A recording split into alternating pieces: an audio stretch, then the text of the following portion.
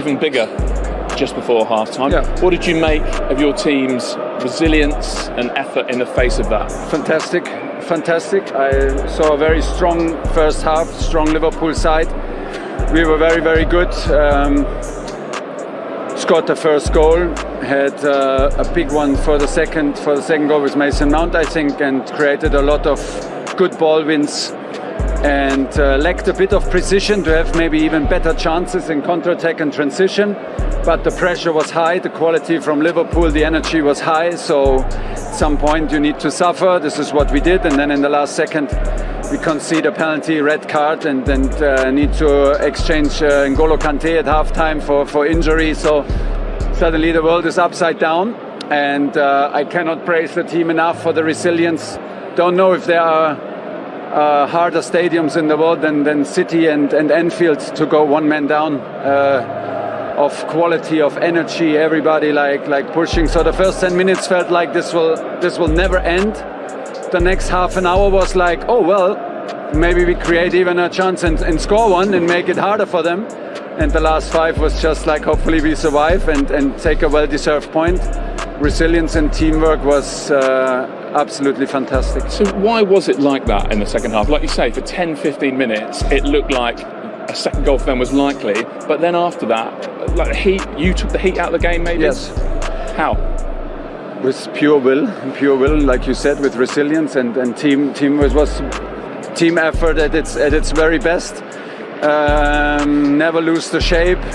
Tried to close the half spaces. We decided to go for we stay in the back 5 and stay active in the back 5 because of all the runs from half spaces, of all the fluid positions of the high fullbacks from Liverpool. So it was clear that we will suffer, and you can do it. You can make life very, very hard. Of course, you need a bit of luck. If they catch a momentum in the early minutes, then it gets maybe impossible to steal a point. You know, honestly, I don't like these red cards in football because I don't think nobody in the stadium, nobody on the TV want to watch a game for 45 minutes, 11 against 10. Did it spoil it in terms of being a high quality? Yeah, it spoils the game. Yeah, it spoils the game. I have no solution for it, but because maybe it's a red card and he denies a chance, and it's also a deflection, so who knows. But in general, these early red cards, sometimes you get it for a harsh tackle and then the whole game is spoiled. So it sounds, just to clarify what you're saying about the red card, it sounds like your issue is not really with the referee or the VAR, it's more with the law itself? No, actually I don't know anymore, so exactly what happens and what does not happen. We were just a bit worried that he was just looking at a photo, and the photo gives a clear image that it's red card and the penalty. Quick VAR check, yes, for me it was too quick. I would have wished for a longer check and to see the whole situation where it gets deflected. And I can remember referees who explained us, if it's a deflection and it's not a very unnatural arm position, then it's not punished. Is it a move towards it though? Yeah, well, I mean, then it's obviously maybe he stays with the decision, but I heard explanation where it's not a handball, so then he maybe would have done another decision. I'm not blaming him for taking the decision, but how he took it was for me too quick. So lastly, you said before the match you'd be smarter after it, in terms of you would know more about your team, what you might be able to do this season. Yeah, and so on what you've seen, what can you say now? Yes, I'm absolutely happy. We do our steps. We have stuff to improve still. Like I said, I was not so happy with the precision under pressure and with the choices we did under pressure. It was a lot of pressure, it's easy to say from the sideline, but we are competitive and we want to stay competitive. Half time, everybody was up to fight for this point and even more, but show a great team spirit. This is what we did, and I think that our fans loved what they saw, and was in the end a deserved result, and we can absolutely live with that. Thanks, well done. At Anfield. It all began, of course, with a comfortable 5-star show again for Manchester City. 10 men Arsenal ripped apart at the Etihad. They are yet to score a goal or indeed get a point this season. A point apiece between Villa and Brentford still unbeaten, back in the big time. 7 points from 9 for Rafa Benitez and Everton after their 2-0 win at Brighton. Newcastle thought they got their first win of the season, but were pegged back by a 96-minute penalty at St James's Park from James Ward-Prowse. Leicester, having been pegged back themselves, won 2-1 at Norwich. West Ham lose their 100% record. Another point for Patrick Vieira and Crystal Palace. They came back to draw 2-2, and Liverpool won, Chelsea won. 3 more games to come on Sunday, including Manchester United away at Wolves. Very early days, but West Ham lead the way, and as you can see, 4 teams with 7 points from 9. Only Tottenham in 6th, with the opportunity tomorrow, after 3 games, to have a 100% record, which is quite extraordinary very early into the season. At the bottom, Gunners fans look away now. As I say, played 3, not a point, not a goal, and a goal difference of -9. Also to get off and running yet, new boys Norwich, Burnley, who've only played 2, and Wolves, who of course face Manchester United at Molineux on Sunday. Much more to come from Glenn and from Michael. All the reaction from Anfield. Tuchel's Chelsea, with 10 men in the second half, have managed to get a 1-1 draw and a point. And the one thing we were talking about during that second half, Glenn, is they all know their roles. We're talking about Thomas Tuchel. From a coaching point of view, there's not a seed of doubt about what's expected of those Chelsea. No, they you could see that side had clarity. Now, I said at half-time it was a big half-time for Tuchel. Emotionally, going down that tunnel, they're all over the place, Chelsea, with the 2 bookings and just losing the penalty and the sending off. So he must have done his work. That's where he's earned his money this week. He sat them down and he said, right, this is the shape. We don't come out of that unless Lukaku holds the ball up. He did it on a couple of occasions, and they get out as well. So they had a bit of a threat. For me also, when I saw at half-time the substitutions, I thought, oh my word, Conte, if you ever want to play with 10 men, you need Conte. He's like having 2 players defensively. And he's obviously been injured because he went off for treatment in the first half. They lost him as well. So not only, Steve, have they tactically got it really right and defensively, but missing that sort of player, I'm thinking Liverpool, got to take a big advantage here. And they were excellent, the way they defended. Yes, I was disappointed with Liverpool, the way they didn't open them up. They had to make better movement. They didn't seem to change their game. As Michael, we were talking about, weren't we, about the movement, that it was all eye of a needle. They have, when you're playing against the back 5 and 10 men, you've got to stretch them. You've got to make overlaps. You've got to make blindside runs like City do at times. To stretch that back 5, then holes develop. Never happened. It was going to have to be a sort of an Alexander-Arnold type of pass, or a Thiago when he come on, absolutely eye of the needle pass to break Chelsea down. And I thought they were excellent, Chelsea. We can understand why he's very happy. Some insightful comments there from Thomas Tuchel. Right, he's talking about the red card. Michael, let's get straight into it. He felt the referee made a quick decision. You've seen it time and time again. Well, how many times do we hear a manager coming on with blinkers, really? They just talk about, how it happens for their team, but I think he was very, very honest there. Glenn mentioned at half-time about the quickness and seeing a freeze frame on the VAR. And I think he mentioned it there as well, so we all have to agree with that. I mean, still think he would have come to the decision that it was a handball. It just denied a goal.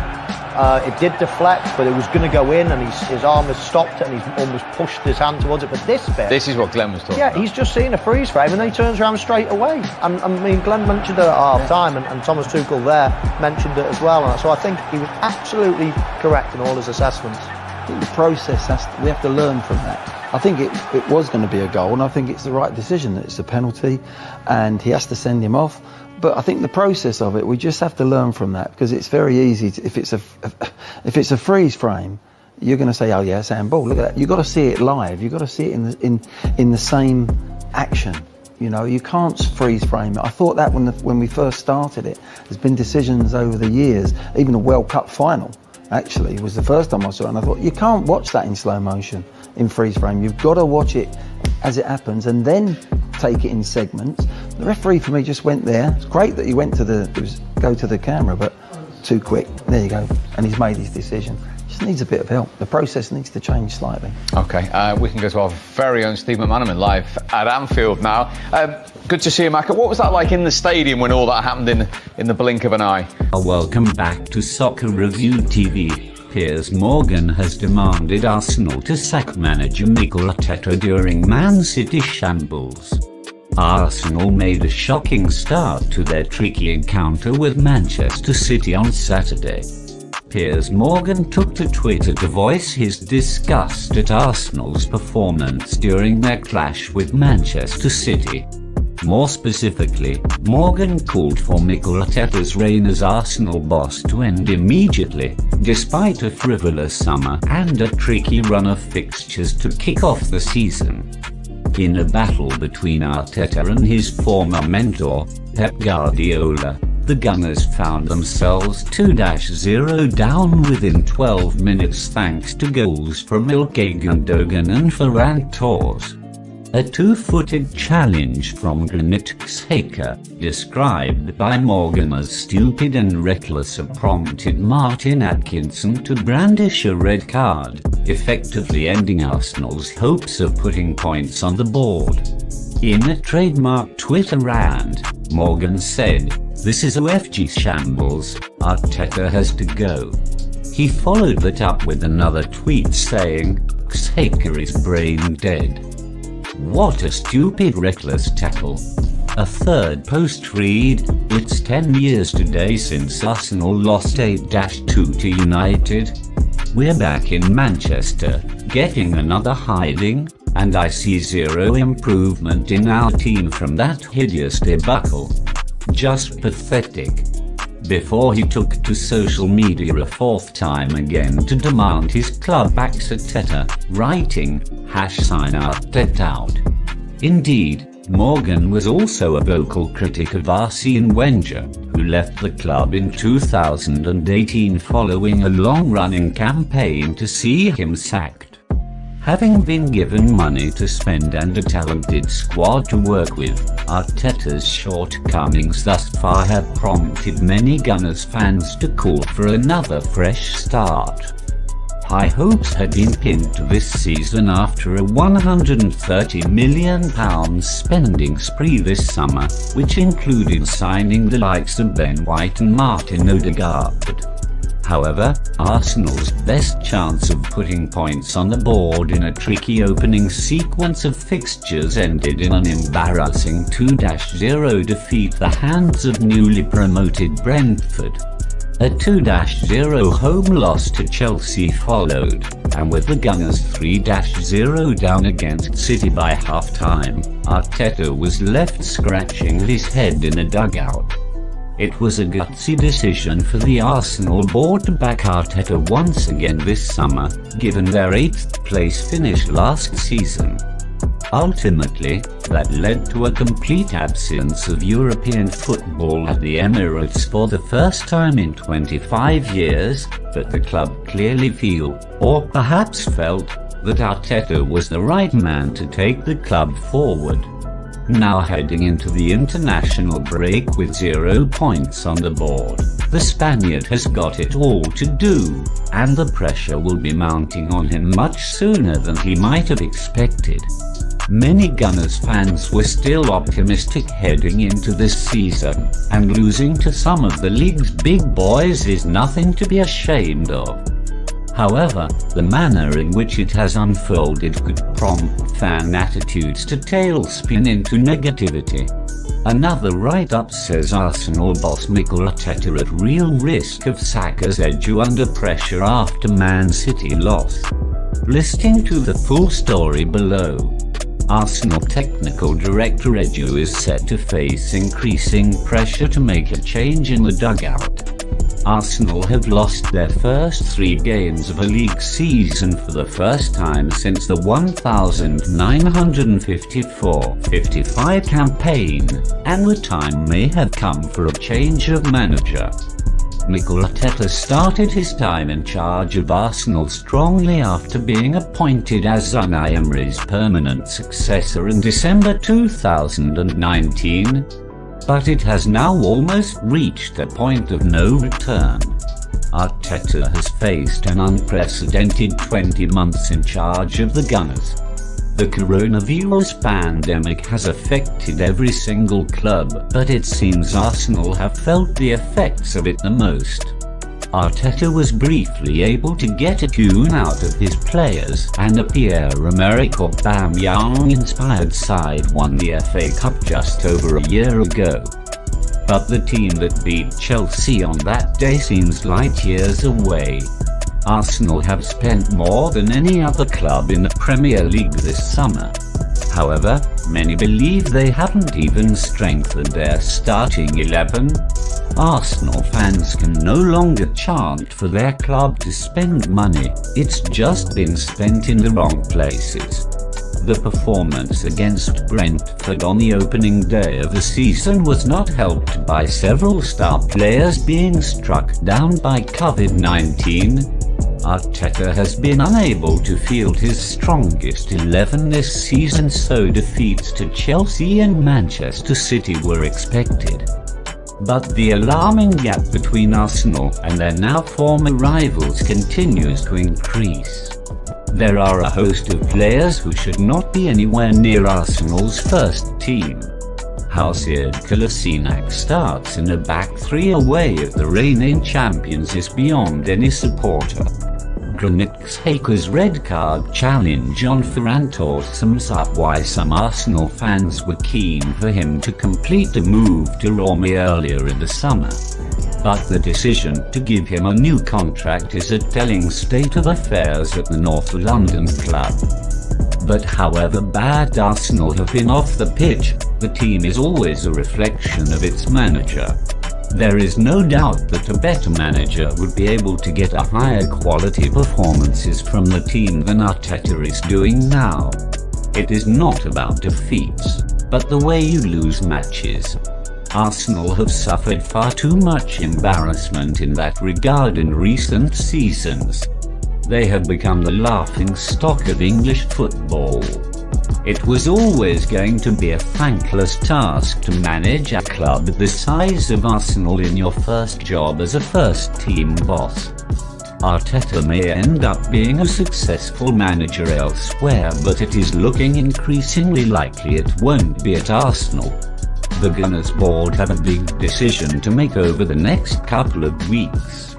The international break means there is no game until the visit of Norwich on September the 11th. Technical Director Edu could hold on and give Arteta a chance to get points on the board against the struggling Canaries. But there will be increasing pressure from supporters to pull the plug now after the dismal defeat at the Etihad. And honestly, it may come as a relief to Arteta, who may